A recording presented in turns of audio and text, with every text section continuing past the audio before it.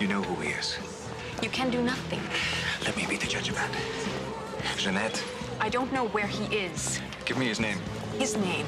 What use of a name? How many names have you had over the past 7 centuries? Écoute, Nicolas, you do not understand what you're dealing with here. I'm going to find him whether you help me or not. For your sake, I hope you don't. Just tell me. You've heard of him? His name, Jeanette. His name, among others, was Jack the Ripper. Welcome back, friends. Welcome back. It's time for another episode of the Strange and Beautiful Book Club. This episode is Forever Night Season 2, Episode 4, Bad Blood. We put this episode on, and I got an amused little look on my face. And I kept it the whole episode. I don't want to say this is a good episode. I started this one and I would be said, a is this stretch. the right one? And it's still just black scene.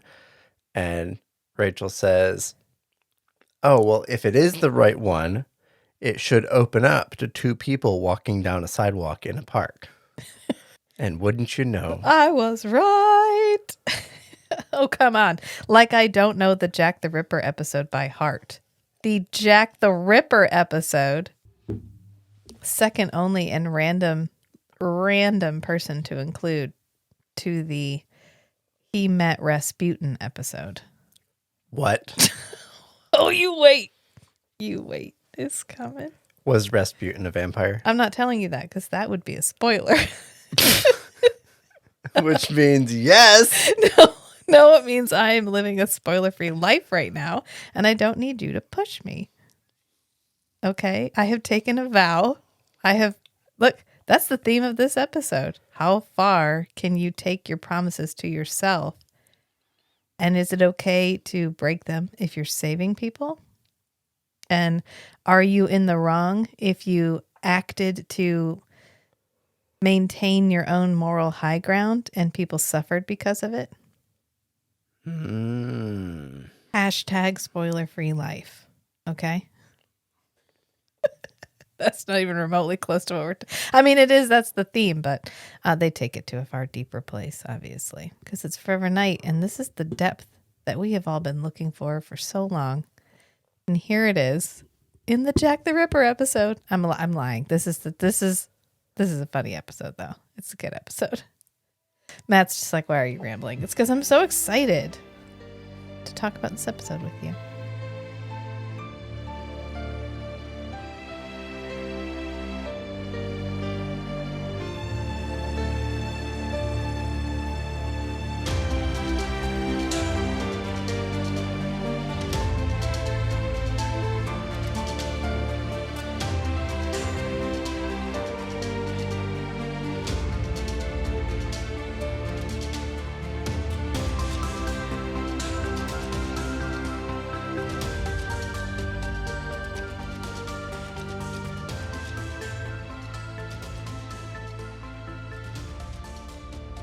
But before we get started, I just want to take a few minutes because I never ask for anything and I love you guys all so much. But if you listen to us on a podcast platform that allows you to rate or review, if you could take a few minutes and rate and review us, that would be so nice. And I would be so thankful. You know I would be. Even if I got one, I'd be like, we got one! Somebody rated it. I never ask. So I thought I'd just put that out into the universe today. Just drop us a 5-star review. Just 5 stars. You don't even have to type anything. Or subscribe. All of that stuff gets us pushed up the algorithm, which gets more people to listen to us so we can spread the good word of Forever Night. Right? Mm-hmm. That's like, well, good. Okay. So What's she going on about? So we do open to two people walking in the park, as suggested. And this woman actually comes back. She gets recycled as an actress in a later episode. But Danny McBride isn't going to come back. I'm just kidding. It's not Danny McBride, but it straight up looks like Danny McBride. It looks like him. It does. It really does. And it sounds like him. So I'm just going to assume that this is actually Danny McBride in disguise. Maybe it's Danny McBride's dad. He's supposed to be a football player. which is like a throwaway line that we have later, where they're like, "Oh, what is Because the death he's of one of our supposed to be football big players?" and strong. Oh, okay. Well, he does start. Well, they're talking. They're talking as they're walking, and they're talking about a female author, and he's making a crack about, "Oh yeah, I'm a fan of her lasagna recipe," and she's like, "Shut up! She's like a feminist icon." Hey, if your guy's making fun of your feminist icon and saying that she needs to spend more time in the kitchen, that's a red flag. Just throwing that out Totally there. a red flag. But apparently she's there because his mullet is just too hot. It's on point. It's on point. Because they start making out. And as they're making out, somebody's stalking them through the bushes. And then all of a sudden, Danny McBride gets nabbed. And the woman is in the car and she's screaming and blood is getting thrown on the car and shit's happening. Oh, but before that, he It's a does rough say, night. she's like, "I think I heard something." He's like, "No, you didn't hear anything. Make out with me some more." And she's like, "No, I really think I heard something." And he goes, "Well, it's either a dog or Camille Paglia." Who's the feminist Yeah. author that they were talking about Just before? like a Canadian feminist author. Which, if you haven't seen any interviews with Camille Paglia, go on YouTube, look up Camille Paglia. She's amazing. But then we cut to Natalie. And Natalie is talking into her tape recorder about... And we can see the sheet over a body that is not quite body shaped. Yeah, I was going to say chunks of body is what I have written in here. But this guy's pretty messed up. She says there's possible predation, meaning he got gnawed on. Eating. Yeah. Eating. Yeah. He got eated. Somebody eated him. And not just the vampire way where we like eat fluids. Ugh, I'm sorry. There's not going to try to say that again, where we just drink his blood. But like somebody munched on this guy. Specifically the abdomen. Yeah. And I have decided that every one of these episodes that has a random skanky subplot, we're going to call it the skanky subplot. So the skanky subplot for this episode is Skanky versus the Robinson Report. Yes. Because that's what Nick and Skanky are talking about while Natalie's doing her job. They're just leaning over on her work desk.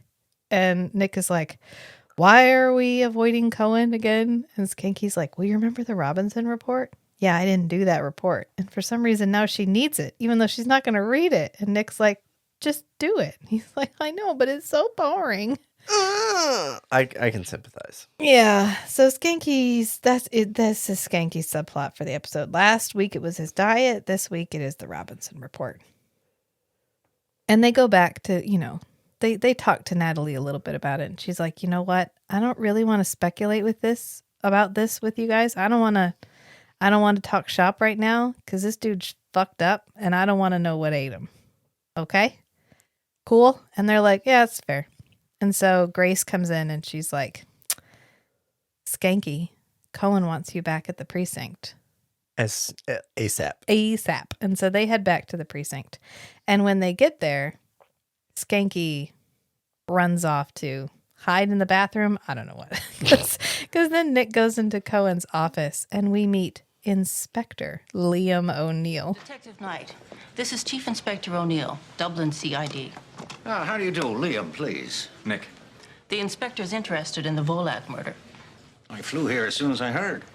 You have a 6'4", 220-pound football player literally torn to pieces. How and why, you don't know. You do have a witness to the actual crime, only she didn't see the murderer. Well, it doesn't look as if I'm needed here. He of the Irish accent, apparently. Chief Inspector Chief O'Neill Inspector of Ireland. If you are offended by bad Irish accents, this was not the episode for you, and this is probably not the episode of Strange and Beautiful Book Club for you, because I guarantee you it's probably going to come out a couple of times. Yeah, so the notable thing here is this actor is dating Catherine Disher, or the actress who plays Natalie, right about now. So they are flirting. Yeah, the whole because time. they're actually together. In fact, she has his baby. Like, Oh, it's IRL. his baby. Yeah. Okay. And he plays the voice of Professor X in the X-Men animated cartoon. And she plays the voice of Jean Grey. So Professor X and Jean Grey. They worked together a lot. Nat and Inspector O'Neill. So it lends a little bit of extra Ha ha ha, I have insider information to a couple of their lines. So it's just funny to keep that in mind while they're talking because sometimes they're getting into some pretty heavy flirting and it's because they're actually together. Yeah. And this season, Catherine Disher, Natalie, is pregnant. So she wears a lot of blousy tops. Yeah. And that's because she's in this relationship with this guy. Yeah. She's actually pregnant. She loses a baby at some point and then she gets pregnant again. But the inspector is there from Interpol because this isn't an isolated event. They can tell by just this one murder that happened like 2 hours ago that this guy is a serial killer. Hey, chief inspectors move fast. Yeah, he's on it. He was like, what's that? My spider sense is tingling.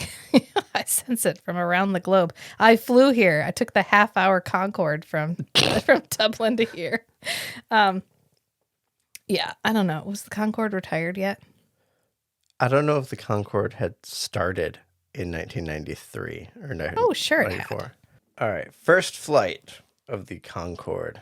Flight of the Concorde? Yeah. Was that something? I don't know. Flight of the Valkyries. Maybe that's what I think of. Okay. First flight of the Concorde was in 1969. But the introduction was in 1976. Maybe that's probably when for public. Airlines probably started flying them. And then it was retired in 2003. Well, yep. He hopped the Concorde from Dublin to Toronto. That's what this dude did.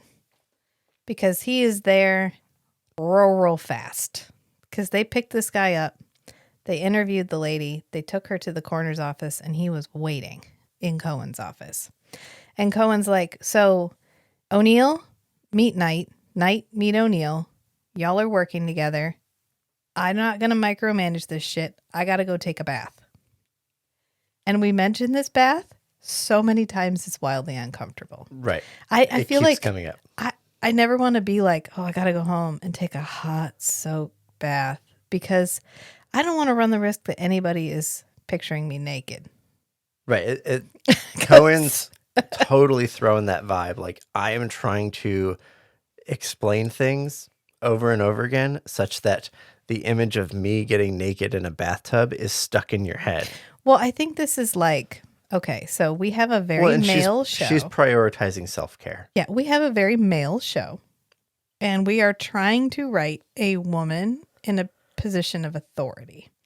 And so I think from the male writer's perspective, they are trying to make her seem more feminine. And something like wanting to go home to take a hot bath could objectively be seen as something feminine. So I guess that would be my expectation because we say it like 4 times, 3 at least. But we meet Bridget Hellman, who is our rookie red shirt for this episode. Aww. We all knew she was going to die, right? I mean, no, because sometimes these side characters show up and then they just disappear and they're never. That's true. That's fair. On again. That's fair. I'm sorry. You didn't know? I didn't know. Yeah. She gets a lot of character for development for somebody who gets just like off at the end. Right. Yeah. Right. So O'Neill is talking to Knight after we've met Bridget and Cohen is left and Bridget's now on their team because Knight does this little, oh, it's so cute that she wants to be on our team. It's time for her to get her feet wet. Sure, that's fine. It's fine. What could possibly go wrong with putting her as her first case, somebody who is capable of lifting a football player and eating parts of them? But that's fine. It's fine. And O'Neill is talking to Knight about his ground rules. And this is when Nick is like, oh, yeah, okay, so are you authorized to carry a gun? Would you like me to get you one?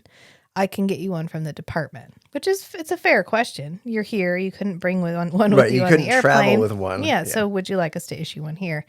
And this is our first clue that O'Neill may be more with it in terms of supernatural knowledge than your average inspector. Because he's like, you know what, I'm good because I don't think a gun is going to help us very much right now. I have to ask you this. Are you registered to carry a gun because the department can get you one? Well, that's very kind of you, but no. Oh, that's right. You don't carry one back home. No, it's not that. It's just that I'm quite sure in this particular case, A gun wouldn't be of any use. And then he gives Nick a significant look, and Nick is like, "That's Why would anybody say that? I don't get it." It just takes. I mean, I think he gets it pretty quick, but he's just like, maybe I'm reading this situation wrong. Right. Maybe I'm being paranoid. Right. And He he's- definitely interprets it as a gun doesn't hurt something supernatural. right.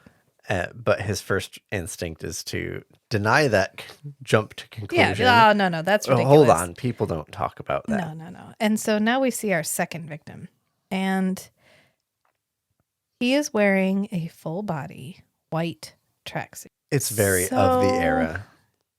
90s. And he stops to like check his pulse, even though, as Matt noted, he's not looking at a watch. So how is he tracking his pulse? Right. How's he measuring his Listen, pulse if he doesn't have if a you time? have leveled up enough as a runner that you can wear a full body tracksuit, you have an internal clock that just keeps time. So he's just checking his heart rate against his internal.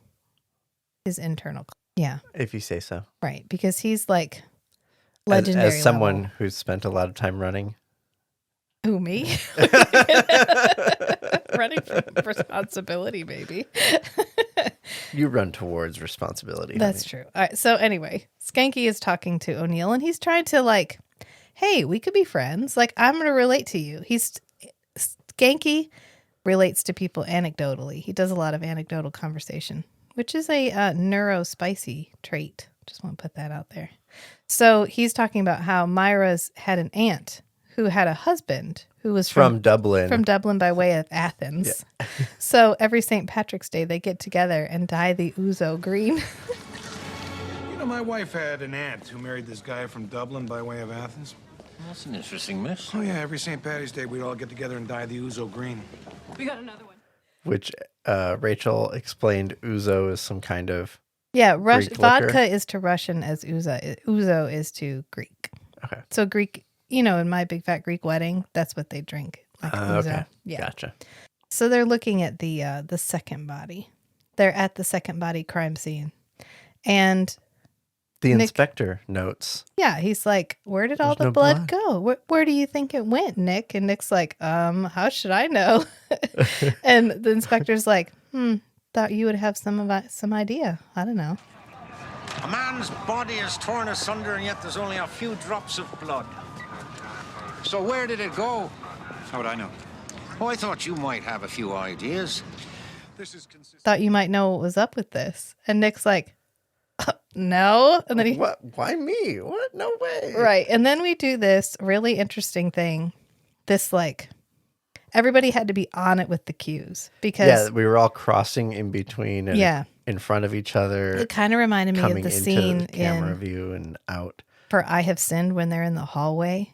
And we have all these little Oh, yes. interactions on the hallway, and everyone's having to walk up and down sides of the hallway to be in the Yeah, position and for the like next Nick stop. walks down the hallway towards the camera and then Yeah. goes off to the side, but then he comes in the hallway Well, behind he ends everybody. up walking back behind everybody along the backside. Yeah.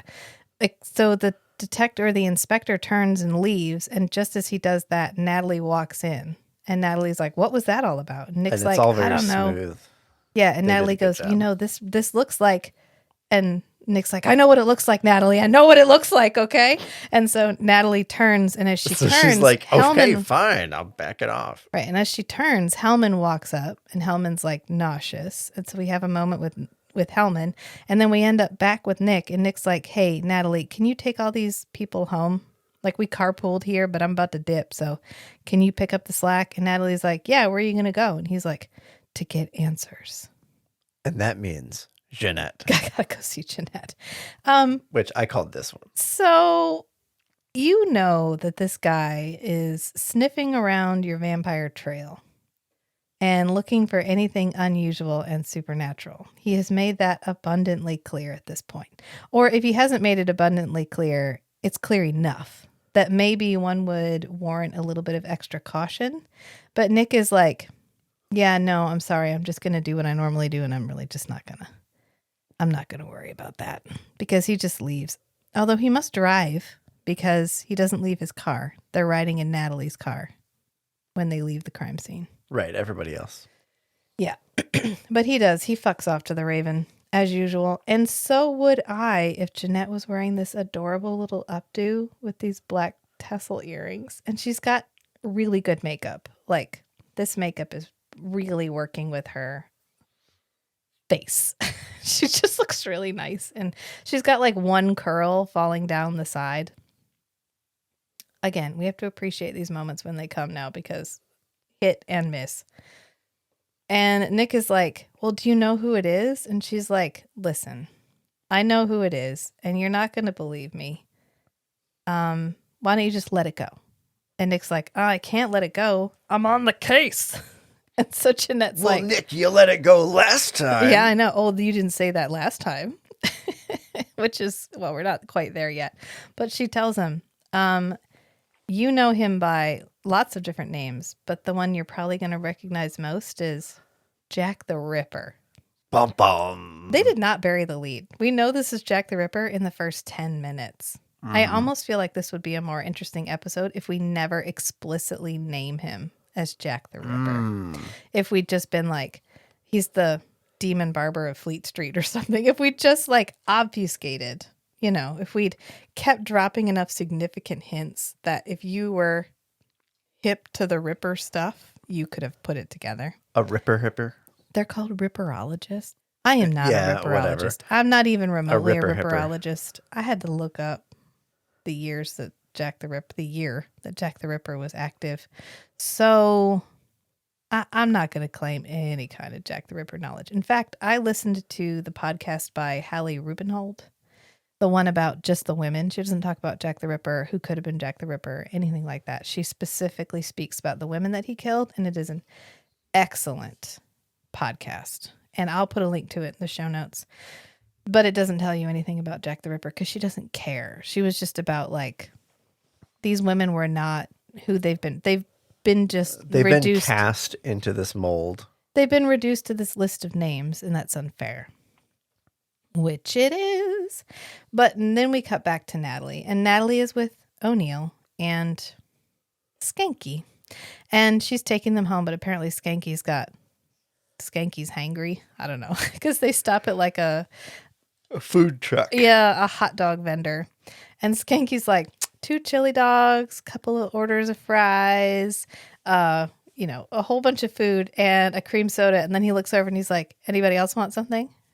And nobody wants anything. Right, because this all is for him. And they give him a look and he goes, okay, make it a diet cream soda.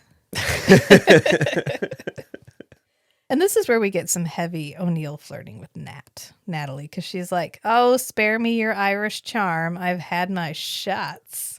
Put up. And I'm immune. Green around the gills, I suppose, but otherwise okay. Good. I must say you make a pleasant change from the usual medical examiners I'm used to dealing with. Oh, really? How so? Well, for a start, you're young, beautiful, and you don't smoke cigars. You can spare me the Irish charm, O'Neill. I've had my shots. I'm immune. I was just stating the facts. You guys give me a hand here. And he's like, yeah, okay, so Nick left abruptly.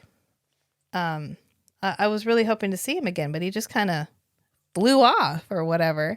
And Skanky's just chomping away. Yeah, Skanky goes, yeah, he does that. Get used to it. Oh, this is before they get in the car. Yeah. Right? Yeah, Skanky confirms it. He's like, yeah, he does that all the time. Oh, yeah, and then he asks a couple probing questions about Nick. He's like, oh, does Nick live alone? Is he married? And Skanky goes, Nick married? Not in my lifetime. Skanky.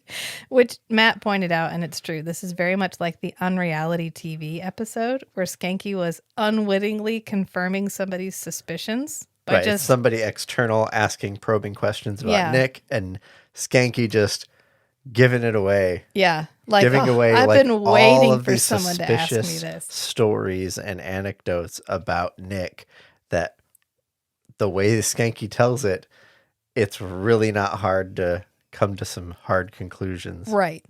And Skanky is just like, it's all out of context for Skanky. He has nothing, no context to put it in. So he's like, yeah, he lives alone.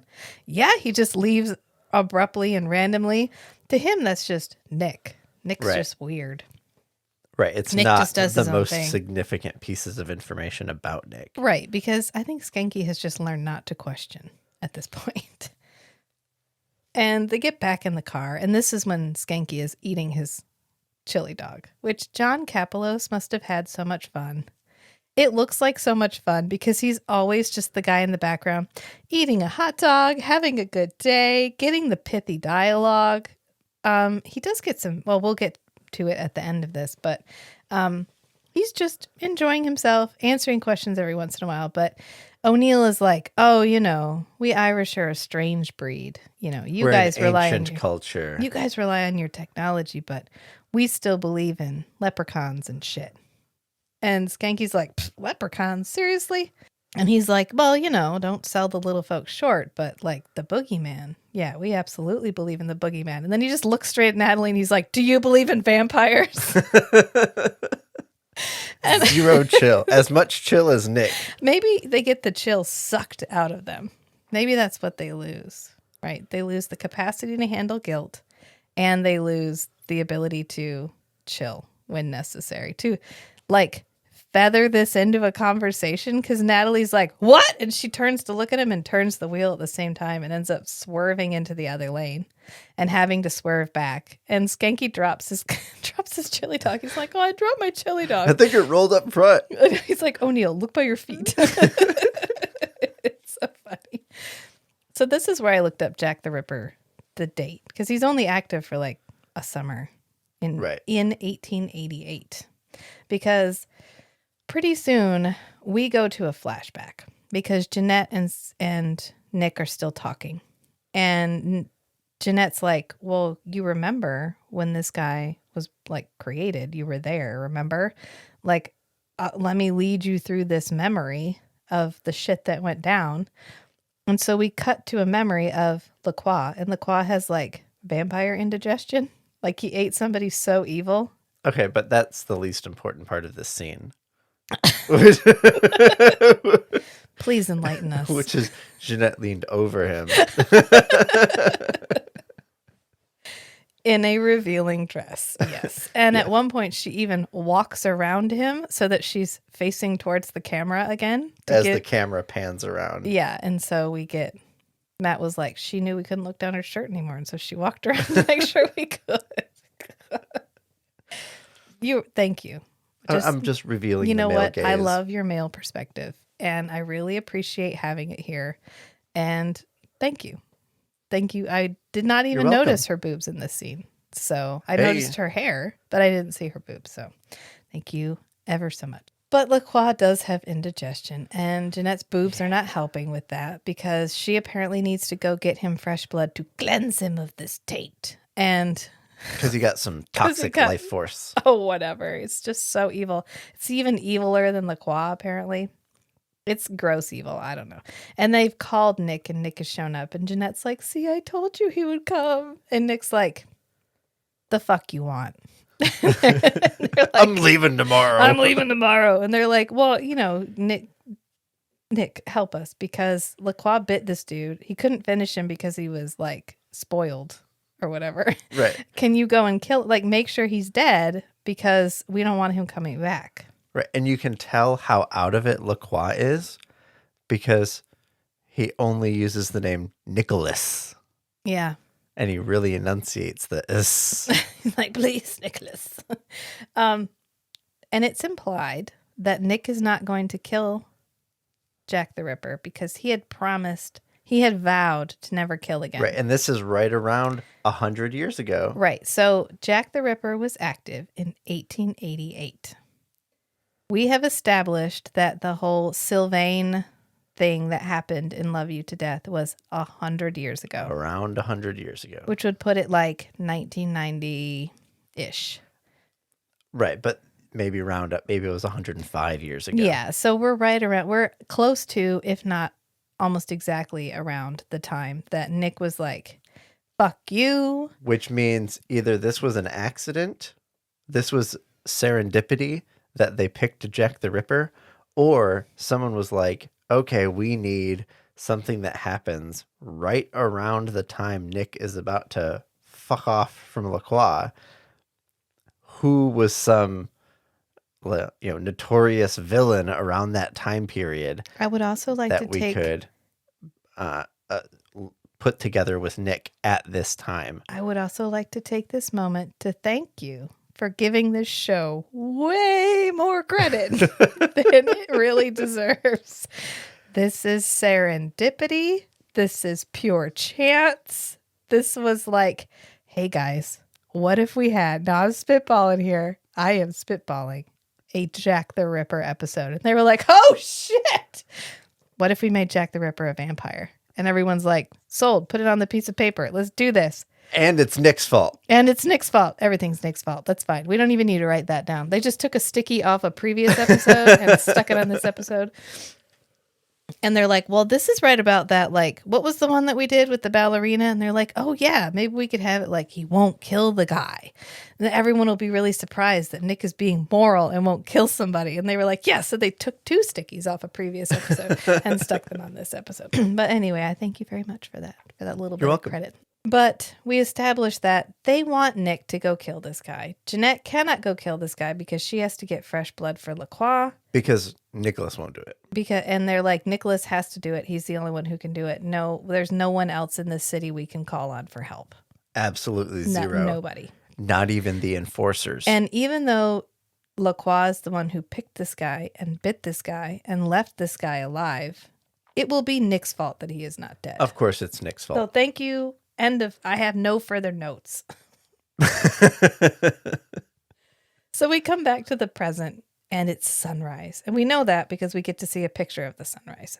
And we see a cab arriving at a hotel. And this is O'Neill. And he's going into his hotel room, which is so much of a set. It doesn't even have a pretend ceiling. The ceiling on this hotel room is just not there. It's literally like 10 feet tall. They just did that so they could do like a low angle and see him without seeing up above the top. But we didn't put a ceiling in it because it didn't matter. We were going to use this once and then we were going to move on. And they tried to give us some scale, some height to the walls by putting like pictures over the bed, but the pictures are like freakishly high above the bed, so it ends up just elongating the room. Anyway, that's just a note. And he's drinking like alcohol of some kind. And he opens the windows. Irish. So he opens the windows. It's like water. He opens the window and he's like, and we're like, and he grabs his neck. And we're like, oh shit. He's a vampire too. What's up with O'Neill? And then we get O'Neill's flashback. Bum, bum, bum. About how he was attacked as a child and he got like cleansed, but he got to be just vampire enough that he can't stand to be out in full daylight. And he can sense them. He can also touch crosses. Yeah, he can also touch crosses. So he's not vampire. He's Dhampir, maybe?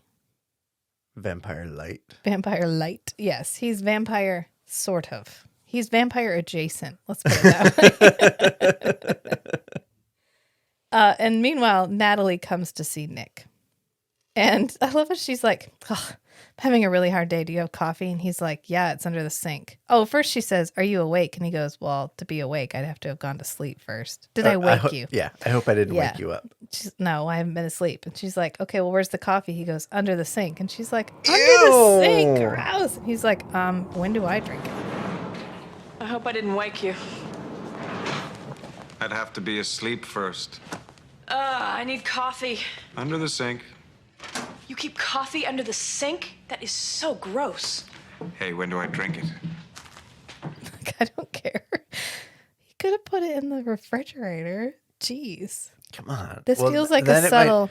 It might get. Yeah, it might encourage Natalie to come. No, it might get the coffee aroma mixed in with his blood. Oh, well, no, glass is non-porous. If he was storing his blood in plastic containers. Hold on. That's only if they're corked. But a lot of times he has one bottle that's uncorked. No, he corks it. He always pulls it out with his teeth. Not every time. All right, fine. Well, we're going to table this discussion for later. And then we get more Skanky versus the Robinson Report, which is our Skanky subplot of the episode. Because Skanky still isn't working on the Robinson Report, blah, blah, blah. I can sympathize. Yeah. And Nick, I'm just going to say that every time. I'm a master procrastinator. And Nick is like, okay, well, I'm going to do some vampire stuff because I want to get this wrapped up. I want to get O'Neill out of my hair. I just want to be done with this. Plus, Jack the Ripper, what the shit? So he goes back to the crime scene and he's looking around with his night vision, and apparently he can see differently textured soil. Okay, because he just looks down and he's like, oh, look, there's stuff in the dirt. Weird stuff in the dirt that Weird doesn't stuff belong in the with dirt. the dirt. And he can tell that with his night vision. And then we go back to the morgue. We do a lot of jumping around in this episode. I think because we have like characters that are working autonomously. Yeah. It's not Skanky and Nick versus the bad guy. It's like O'Neill and Bridget, or Hellman. O'Neill and Hellman. And then like Natalie, Skanky, and O'Neill get a scene. And anyway, we have a lot of independently operating units here because Liam and Bridget are back at the morgue. And they're like bonding over the corpses because they're in the refrigerated room with them. And Hellman is clearly uncomfortable. And O'Neill's like, it's cool. Like the day you're not uncomfortable, like you'll get over the being nauseous and stuff part. But the day you can walk in here and not give a shit that these people are in pieces, you got to retire. That's when you've been a copper too long. I choked on my... You're welcome. Oh my God. Okay. And then they're leaving. And they like lean against the autopsy table. And he pulls out a cross just out of his pocket. And he's like, do me a favor. Wear this the entire time I'm here. And she's like... Day and night. She's like, wow, that's not weird at all. Thank you so much. Gives him a peck on the cheek. Yeah, and gives him a kiss on the cheek right when Nick and Skanky It's walk the in. Irish charm. It is. I'm going to keep doing it as long as you keep reacting like that. And here's where I want to point out. I pointed out monster hands when we talked in 1966. Like he picks up the boulder and then Nick does this thing with his hands where he has like really long fingers. So if he leaves them tensed, they stay in like monster finger position. Right. So Garrett Winn-Davies, Gare, when his GWD, when he is at rest, when his hands are at rest and he's delivering a line, but his hands don't have anything particular to do, he does this thing where he cups one hand in the other and he massages his palm. And he does it every single time his hands are idle or he's chatting with somebody. He sits and he rubs his palm with the opposite hand. And so I do that a lot too. Now I need everybody to notice that. Okay. You're welcome. But they leave because O'Neill's like, you know what, actually, I think I want to talk to the girlfriend again. And Skanky's like, we talked to the girlfriend. Why are you going to talk to the girlfriend? Just read her statement. And he's like, you know what? Sometimes I really like to get a feel for people. And then he just stares at Nick. And Nick's like, okay, so we're going to leave. And so they take Hellman and they leave to go do some further investigating because they're going to go get soil samples at the crime scene.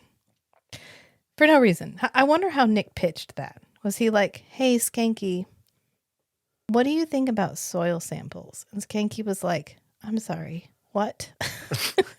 Why would we take soil samples? Why would we take soil samples? And Nick was like, The bodies were not on dirt. I don't know. I just like feel like we should. And Skanky probably thought, this is one of his things, one of his like supernatural creature things where he's trying to get me to cooperate, but he can't quite tell me how he knows. So I should just go with it. And if I go with it, this will be a solid lead. Yeah, so I'm just going to go with it. And so Hellman and Skanky and Nick are all in the car because they're headed to get some soil samples. And they're ribbing her about kissing O'Neill.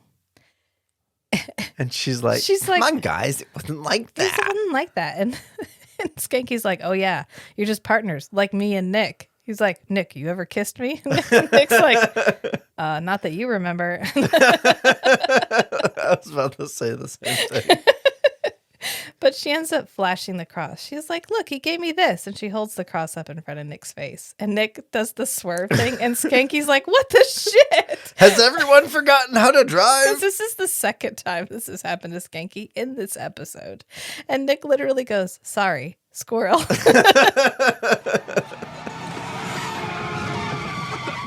Did everybody forget how to drive all of a sudden?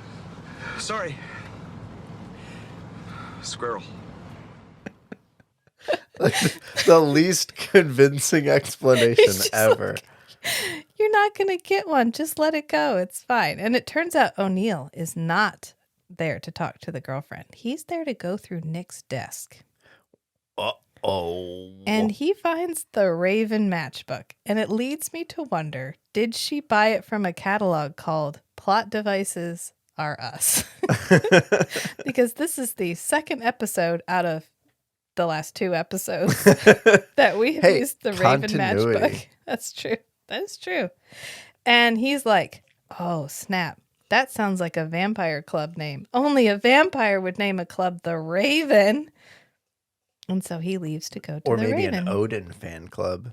You Well, know that would what? probably be the Ravens. I use a algorithm on our audio editing software that erases long periods of silence. And sometimes I feel like we really lose out on the long periods of me just staring at you incredulously. The dramatic pauses. But he goes to the Raven. And he doesn't even pretend to like goth it up. He just goes in his like stereotypical Irishman suit that he's wearing. And he walks up to the bar and it's Miklos. And this is Miklos. Miklos's like 3rd or 4th episode. 4th, I think. I think he's been in every episode Yeah. this season. And he walks up and talks to Miklos. And he's like, hey, I'm a friend of Nick's. And Miklos is like, well, that, okay, sure. Do you want anything to drink? What can I get for you? And he's like, oh, I'm just here for information. And he's like, What you buying? because information doesn't pay the bills. And he's like, fine, I'll have a beer with lime. Port with lime or Lager and lime, yeah. And he's like, okay, I'll have a waitress bring it over to you. So he's like, Get off my bar. get up. So he walks over and he's like standing at this little table that's wrapped around a pillar. And this poor waitress walks up and she gives it to him. She's like, that'll be $4. And he's like, I'm a friend of Nick's. And she's like, I'm a friend of Nick Knight. that's nice. Okay, who's that? That's nice. And so he gives her money and she's just like, okay. Except he like dismissively just throws it on the table Right. while maintaining eye contact Like, with her. like he's trying to establish dominance. But this isn't the moment. Because then he pulls out his cross and he like Holds it up in her face. Wiggles it next to menaces her cheek. with it. And she's like, what, my God, what? What and are you then doing? Miklos! I know. Miklos comes over and he like pushes it on his forehead, which I guess answers the question of whether or not Miklos is a vampire. Unless he's not a Christian vampire. Right? Yeah. And so he's like, what are you doing? Because it doesn't burn him at all. You're out of here. And he's like, oh, There's yeah, been a misunderstanding. I'm really sorry. And during this whole scene, Jeanette is in the background.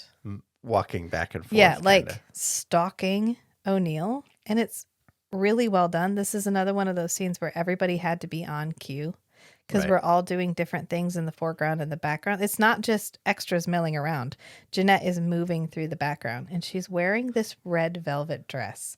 And this red velvet dress makes several appearances and it looks fabulous, but heavy. All I can imagine is how heavy this stretch velvet is because it's floor length and that is a heavy fabric. And it looks heavy when she's moving in it. But she walks up as soon as he leaves. And Right, once she The finishes her like leopard stalking through the yeah. background. And the waitress is like, what was that? And Jeanette just goes, must have been a Jehovah's Witness. What's that all about? Must be a Jehovah's Witness. Telephone. The timing's great on that. And the attitude that Jeanette has where she just throws out that line and then continues on. Yep. And she walks over to the bar. She's like, get me a phone. And so they put a phone on the bar. And one of the people standing at the bar turns and it's Lacroix. And Lacroix's like, get him here just before sunrise. And Jeanette's like, I'm so glad you're back, Lacroix. I've really missed being a pawn in all of your schemes to fuck with Nicholas. Like, what about me, Dad? What about me? I really do like fucking with Nicholas on a weekly basis, but the way you're making me do it is way different than how I want to be doing it. Yeah, this sucks. This sucks. Why are we on? She just. So we That's why all the tension's gone. So in A Fate Worse Than because Death. Lacroix's now interfering. Exactly. So in A Fate Worse Than Death, we really explored this. Maybe Jeanette's not as happy to have him back as you would think. And I feel like we just reinforced that with the way she's acting through this whole episode. Because she feels like a reluctant participant in all of this. Like, he gave me just enough information to tell you to get you on the trail, and I'm going to do it, but only because I don't want to be the one that, I don't want to be you. I don't want to be the one that gets fucked with for 800 years. And I'm mad about it, but I'm just going to, whatever, it's fine, whatever. It's fine. It's fine. It's just like mad about it. But they get him there. He gets like a message at the station, and he hands off his little Ziploc baggies full of dirt. Right. He's like, Skanky, get this turned in for me. Yeah, he's like, sign me out, turn this in for me. I got to go. And so he leaves, and he shows up at the Raven right before sunrise. And he walks up to the bar, and she's like, would you like a drink, Nicholas? And he goes, it's just before sunrise. And she's like, that's never stopped you before. And then he hears the violin playing. Oh, and he's like, oh my God, is Dad here? Like, he's in the back room. Fuck. And so he walks in the back room, and he has his violin. Is this a violin? What is this thing that he plays? Because he holds it down, and it's kind of under his armpit. It's not under his chin. Maybe it's an ancient Egyptian violin. Well, is it the violin that he played with Nero while Rome burned? Maybe. I don't know. It sounds like a synthesizer violin. Synthesizer violin, so I have no idea. But he's like, Lacroix, what the fuck? And Lacroix's like, listen, you made a mistake, and I've forgiven you for it, but your mistake... Even though it was my mistake. No. You made a mistake. You didn't continue killing the guy I should have kept killing. But that makes it your fault because I asked you to do it and you didn't. So, I've taken matters into my own hands, and I've decided to help you. And I'm killing two birds with one stone. Because you've also been hanging out with this hunter. Yeah, so there's a vampire hunter. We all want him dead. It's cool. It's fine. I'm just going to take that as rote. And there's Jack the Ripper, whom we all also want dead. And so I'm going to pit them against each other, and they're going to kill each other, and it's going to be fucking epic. Nick is like, what?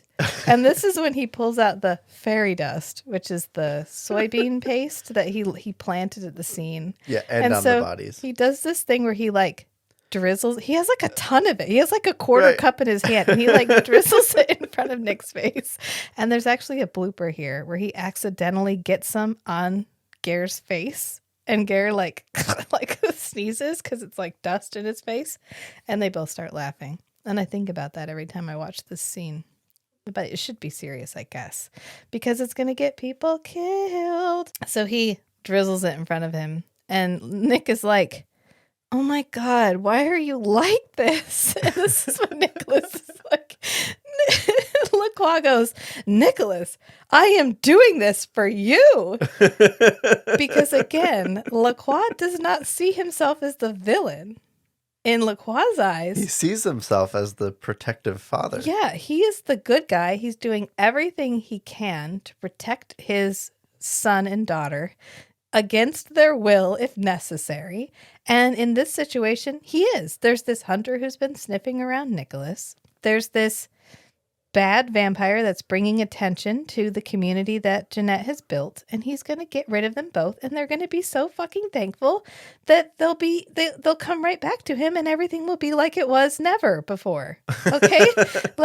For the first 2 weeks after Nick died, that's the moment he's trying to recapture, that honeymoon period. But I just love it because last episode when we had Stranger Than Fiction, and he did his like Nicholas at the end in the most dad voice ever.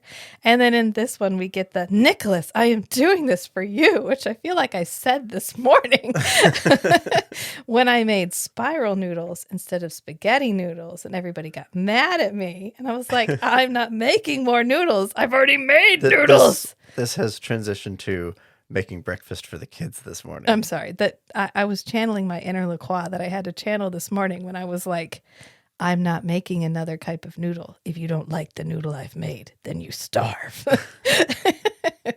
But he actually calls him Clever Boy again because Nick calls oh my God, you used me as a pawn in your scheme to get the hunter to the place where this guy's resting. And LaCroix's like, Clever boy. Figured it out fast this time. Which is what he called him at the end of Stranger Than Fiction, too, when he hypnotized the lady. But this is the part where it starts to go a little off the rails. We've been pretty funny. And this is the part where it's like, I'm sorry, what is happening? Because Natalie walks in and she confirms that this is old soybean dust. It's several years old. And it has a high It has an high content. moisture content and pitting that suggests it's from an abandoned building. And Cohen is like, oh, there's that abandoned mill, Queen Key Mill or whatever.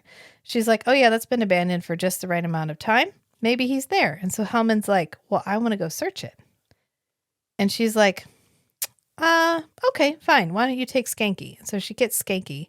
And Natalie's like, I really think we should wait. I really think we should wait for Knight and O'Neill to get here. And they're both like, it's so cute that she wants to go and search this by herself. Just let her have this.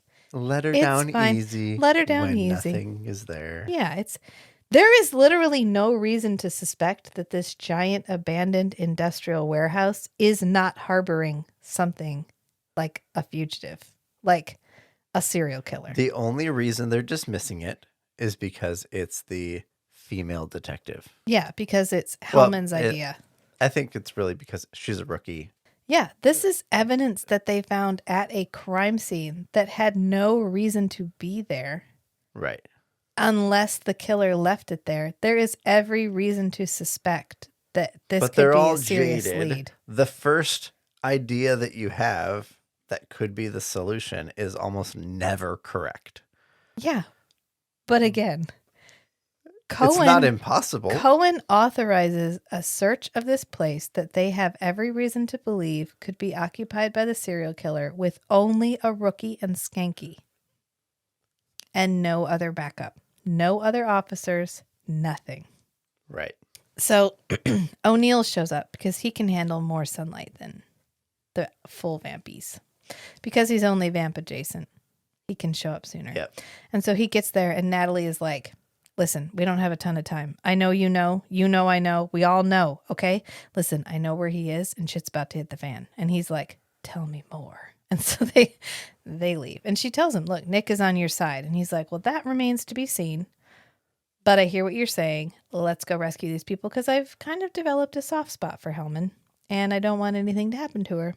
Skanky's there too or whatever, but he's going to be fine. So it's fine.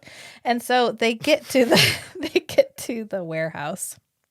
And he tells Natalie to lock herself in the car. He's like, go back and lock yourself in the car where you'll be safe. And she's like, I don't know if that's how they do that across the pond, but he's like, listen, I know what I'm dealing with here and you don't. You need to go lock yourself in the car. We have whole ass watched Nick rip the doors off of cars. I'm pretty sure O'Neill doesn't know what he's talking about and Natalie does. Right. She's like, I'm anywhere in the vicinity, I'm not safe. I'm not locking myself in a car I can't run from. Right. Car is not going to help. The car is protect just me. a trap for me. It's a momentary obstacle. Right. For a vampire. Right. And so we go back to Nick at the Raven and we see the sun setting. And he's just waiting. He's counting the seconds. Right. And Nick does his like vamp eyes. He looks up and he's got these green eyes and he dips. And LaCroix's like, oh, so cute when he tries to do the right thing. And Jeanette just So in this scene, I was thinking about Blanky from The Brave Little Toaster. Oh, okay. And how all of the experiences from that movie are almost like someone trying to, like a cruel, jaded person saying, Blanky, look how horrible the world is. Yeah. You need to learn what life is really like. And Blanky's like, no, I know what the world is like, but I'm going to continue expecting wonderful things from the world. Yeah. And I'm going to continue acting in a way that can potentially help wonderful things happen. And this entity is just keeps throwing horrible situations at Blanky, and Blanky's just like, that was rough. I'm just going to keep I'm going to choose happiness and hope instead of kind of settling for the expectation that bad things are going to happen. And that's kind of how LaCroix and Nick are, where LaCroix is like, I'm trying to teach you about the world so that you can stop being disappointed. And Nick's like, no, I'm going to continue choosing hope that the world can be a better place. And LaCroix's like, well, it's not going to work. And eventually you'll learn. And I can pass this wisdom on to you. Yeah. And then LaCroix just keeps getting frustrated because his lessons are not hitting. Yeah. Because Nick is just like, I continue to choose hope. I continue to choose optimism. That I can make the world a better place. And LaCroix's like, but you can't. And Nick's like, but I can, LaCroix. Yeah. And so he leaves to try to save them, even though LaCroix's like, you're going to be too late. They're probably all already dead. It's never going to work. Blink and there'll be ghosts. Blink and they'll all be gone. And O'Neill is still talking to Natalie back at the warehouse. And this is where actually O'Neill does the Gare patented hand rub. He's doing the same hand rub where he's rubbing his palm with his opposite hand. It rubbed off on him. Wanted to point that out. And Hellman is in the warehouse. And Skanky's like, listen, let's just wrap this up. It's getting dark. I'm hungry. It's freaky. Let's leave. But then she finds the box. I've, quote, humored you for long enough. And so she finds a locked room and she pulls on the chain. She's like, oh, shit, locked. So she turns around, turns back, and it's unlocked. And she's like, the padlock is open. God has asked me to search this room. And so she opens the padlock and walks in, and there's a coffin-shaped wooden box on the floor. Bum, bum, bum. Yeah.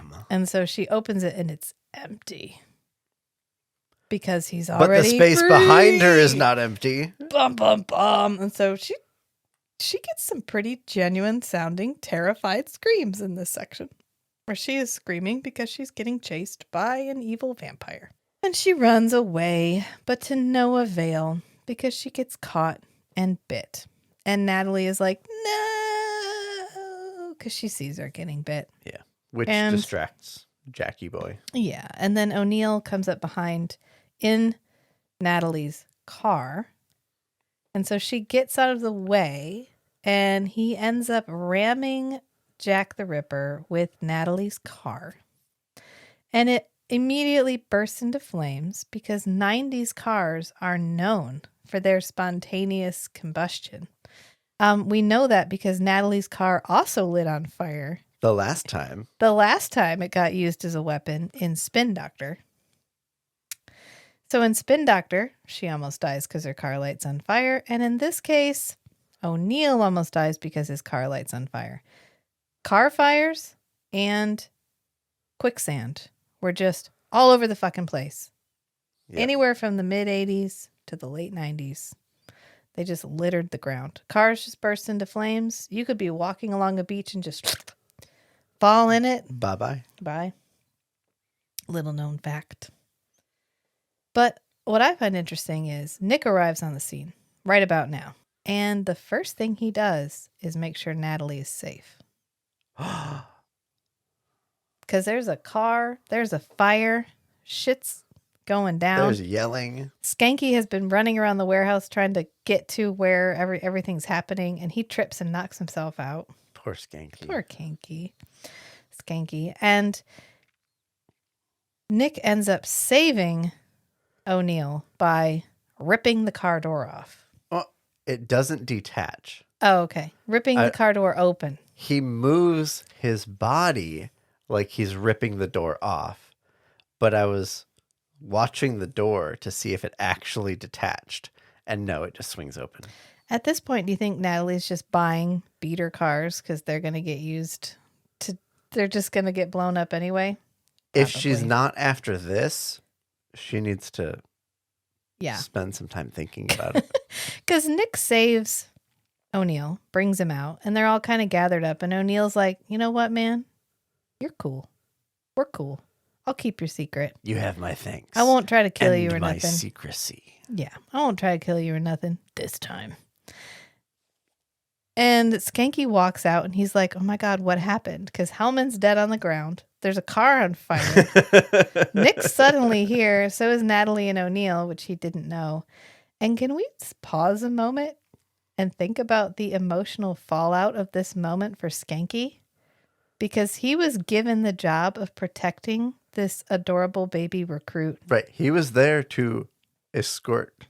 Yeah. He was the chaperone. He was the for chaperone Hellman. for this. And she died. She died on his She watch. straight up died on his watch in a way that will never be fully explained to him. So he won't know why the bad guy was the way he was. He won't know how she died the way she died. It's like it's done.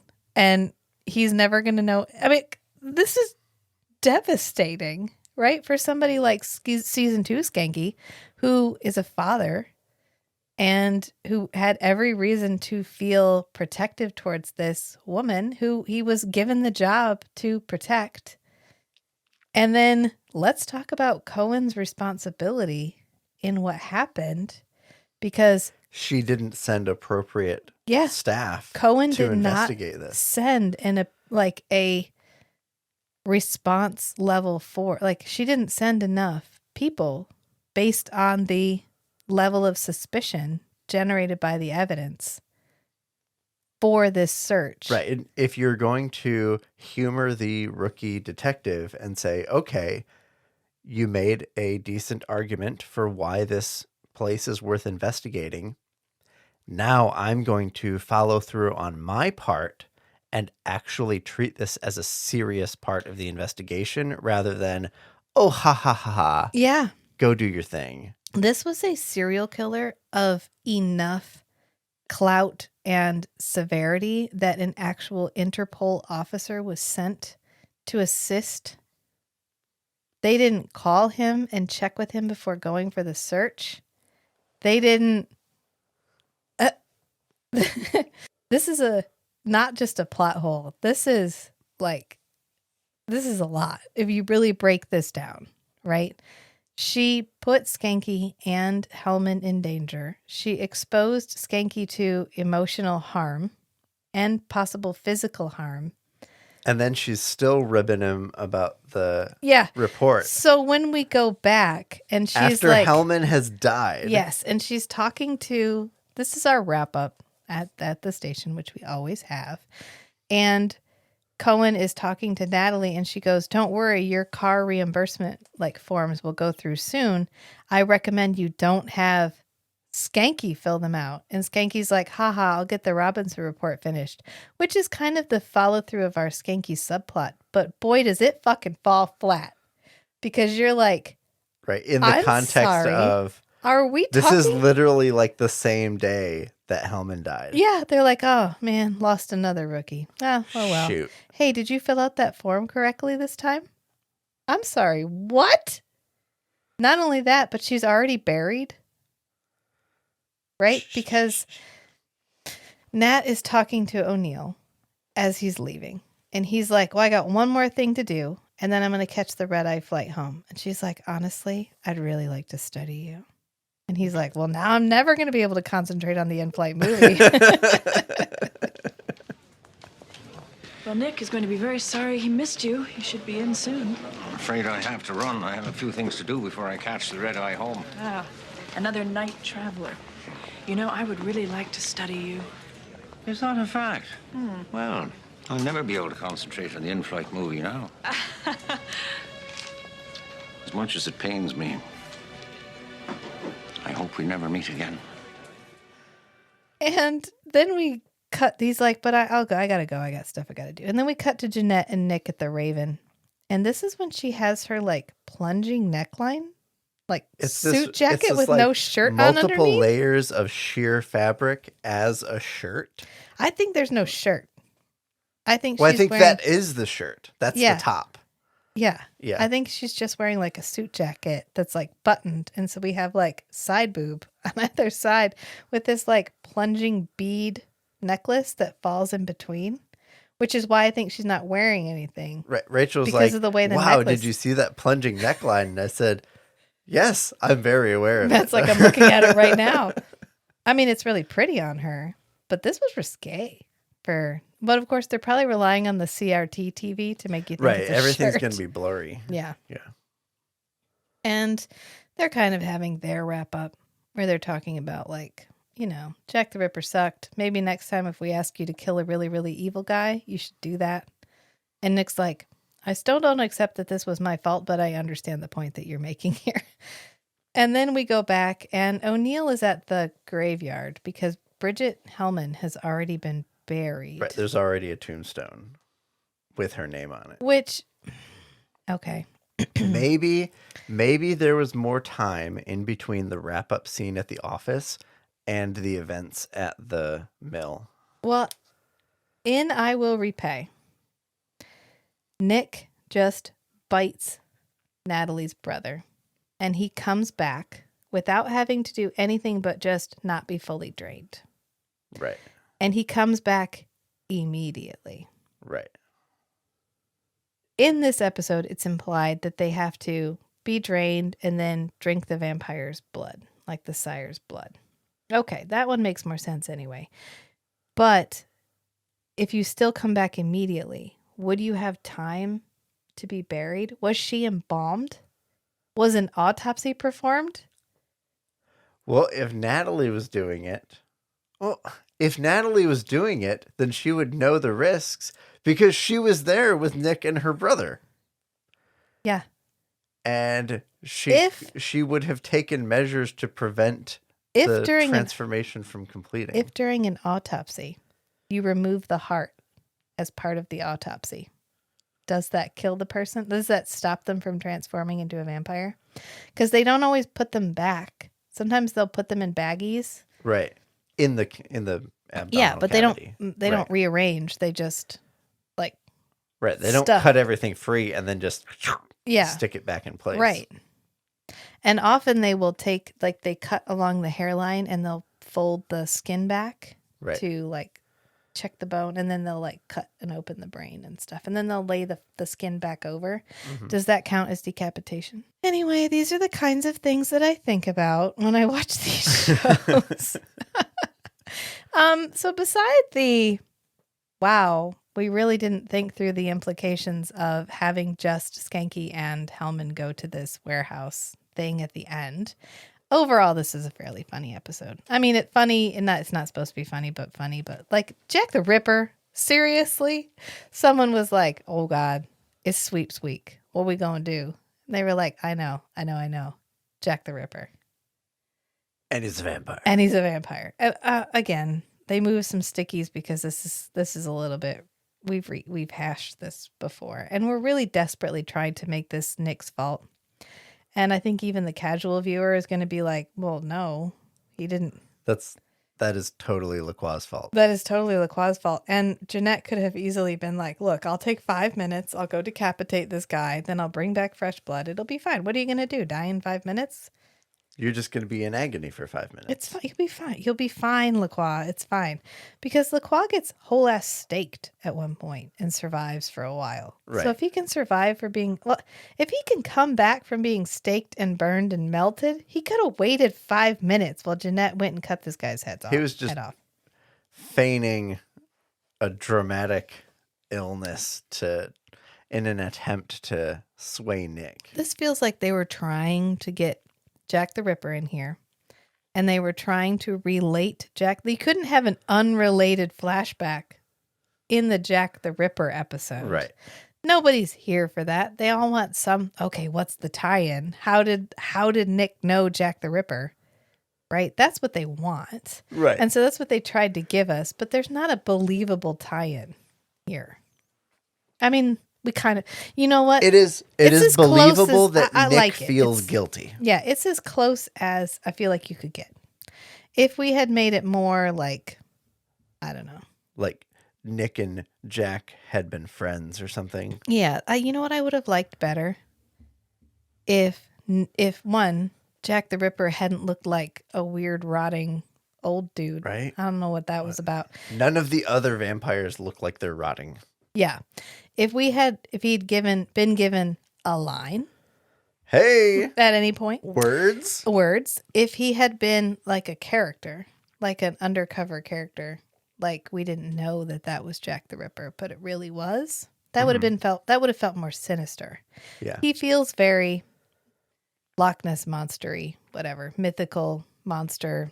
He doesn't feel sinister. But almost mindless. Yeah, he feels like a mindless, like the Blob or something, where it'll kill you just because you're in proximity. Right. He's an animal rather Yeah. than Yeah, and we could He's have. not an animal that kills things.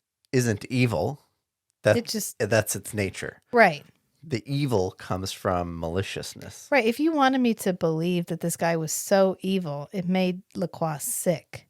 You got to sell me that a little bit better. From where I'm sitting, Lacroix is far more evil because he just got he got more people killed in a stunt. In one stunt to try to get Nicholas back than this guy murdered in the entire episode. So I'll point that out. Yeah, so maybe that's my problem with it is they wanted this to be like, guys, it's Jack the Ripper. He's so evil. And then they were like, you can tell he's evil because he doesn't brush his teeth. Like that was he hasn't washed his forehead in 100 you know what? years. This is us wanting 2023 level writing. And they had one episode to get this across. We get only one and only two-parter in all of Forever Night. Is that Dark City? 70 episodes. And we get, two. You're correct. We get two-parters. Period. And that's it. If you want continuous storyline, that is all you get. 2 of them. We get the pilot? We get the pilot and we get the opening 2 episodes of season 3. Okay. And that is it. Black Buddha Part 1 and Black Buddha Part 2. Black Buddha? Yeah, I'm not even going to, you know what? We will get there, son. Although there's tons of episodes in season 2. I didn't realize this, but there's like 27. There's significantly more episodes. Well, standard 90s TV series. It's TV like season 26 was to 28. 26. Yeah. So we got a long way to go. We'll get there. Don't even ask me. # spoiler free life. Okay. Just trust it's going to be real good. Okay. The Titanic is involved. That's all I'm going to say. That's all I'm going to say. So anyway, we're just going to leave it there before I reveal too much. But we have an Instagram. Did anybody know that? Did you know that? We have an Instagram. Sometimes I post new episode things on there the day the new episode comes out. Sometimes it's later. I just like to mix it up. Keep people guessing. That's my mission. 176 followers. Woo! We have 176 followers. And we're in the process of figuring out. I like our movie episodes. I love our movie episodes, but I want to do something more with our movie episodes. So we're kind of in the process of thinking that through. If you have a suggestion, please feel free to shoot us one. We have emails. They still work. I am Rachel at strangeandbeautiful.club and Matt is Matt at strangeandbeautiful.club, or you can email us at thehosts@strangeandbeautiful.club, or you can hop on over to the Patreon, which you can actually join for free just to see the things that I update on there, or you can pay and get some of the extra content that we put over there when we put extra content over there. You can even join the Discord. You could meet Meg, the legendary. The Meg mythical, the legendary, the mythical Meg and Ryan, and now Alan too. I both look forward to and feel sad about the day when I cannot name every single Patreon by name. I don't know. You could help make that happen.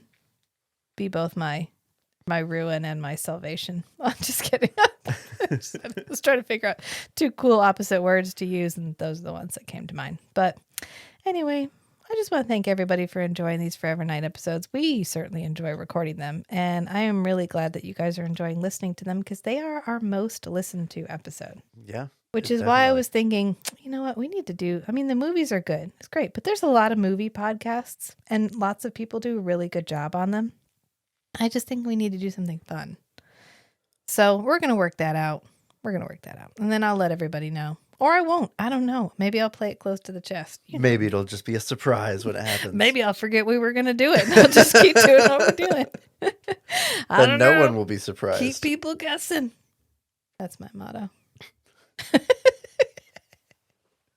So anyway. So remember, sometimes the strangest things are the most beautiful too. So be who you are and love what you love. And who you love, love. This is an inclusive podcast. I want everybody to know that. That's what I was going for here. We love all of you. Be who you are. Until next time, friends. Bye. Bye.